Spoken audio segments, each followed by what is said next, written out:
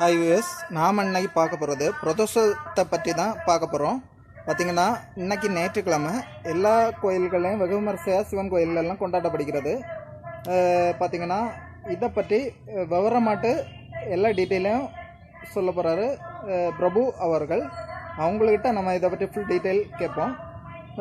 சொல்லுங்கள் சார், இந்த பிரதோஷம் எதனால் கொண்டாடுறாங்கங்கிற டீட்டெயிலை கொஞ்சம் தெளிவாக சொல்ல முடியுமா? வணக்கம் நண்பர்களே. திருப்பார்கடலில் அமுதம் கிடையும் போது அதில் வரக்கூடிய விஷத்தை, ஆழகால விஷத்தை சிவன் உண்டு.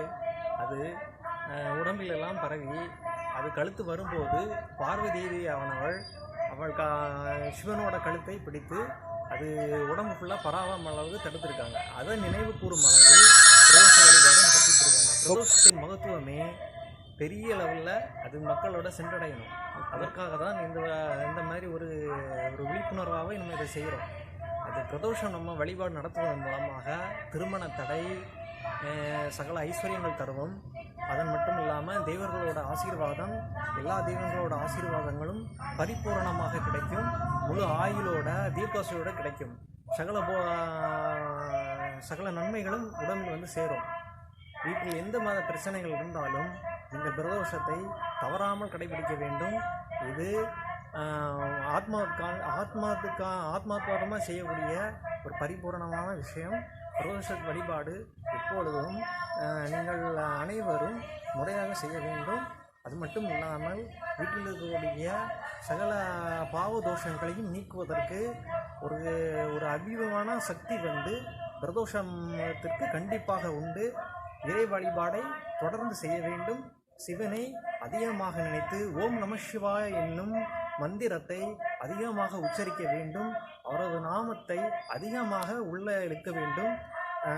நீங்கள் அனைவரும் பிரதோஷ வழிபாடை தவறாமல் மேற்கொள்ள வேண்டும். சனி மகா பிரதோஷம் என்பது எங்குமே அதிசயமாக நடக்கக்கூடிய ஒரு சனி மகா பிரதோஷம் என்பது அதிசயமாக நடக்கக்கூடியது.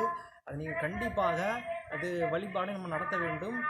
அது மட்டும் இல்லாமல் மாதத்தில் 2 வாட்டி வரக்கூடிய பிரதோஷம் என்பது மிகவும் பிரசித்தி பெற்றது. எல்லா சிவாலயங்களும் நடத்தக்கூடியது, 4 கால பூஜைகளும் நடத்தக்கூடியது.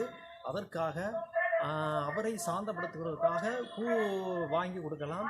அது மட்டும் இல்லாமல் இளநீர் அபிஷேகம் செய்யலாம், பால் தயிர் அபிஷேகம் செய்யலாம். நீங்கள் பூவை வாங்கி கொடுக்கலாம்.